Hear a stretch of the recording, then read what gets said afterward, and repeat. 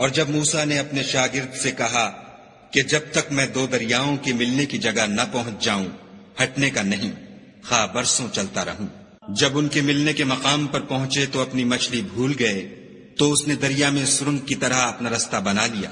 جب آگے چلے تو موسیٰ نے اپنے شاگرد سے کہا کہ ہمارے لیے کھانا لاؤ، اس سفر سے ہم کو بہت تکان ہو گئی ہے۔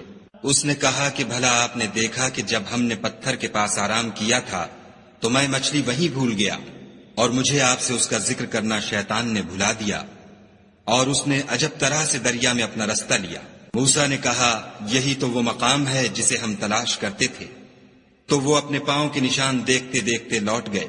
وہاں انہوں نے ہمارے بندوں میں سے ایک بندہ دیکھا جس کو ہم نے اپنے ہاں سے رحمت یعنی نبوت یا نعمت ولایت دی تھی، اور اپنے پاس سے علم بخشا تھا۔ موسیٰ نے ان سے جن کا نام خضر تھا کہا کہ جو علم خدا کی طرف سے آپ کو سکھایا گیا ہے، اگر آپ اس میں سے مجھے کچھ بھلائی کی باتیں سکھائیں تو میں آپ کے ساتھ رہوں۔ خضر نے کہا کہ تم میرے ساتھ رہ کر صبر نہیں کر سکو گے، اور جس بات کی تمہیں خبر ہی نہیں اس پر صبر کر بھی کیوں کر سکتے ہو؟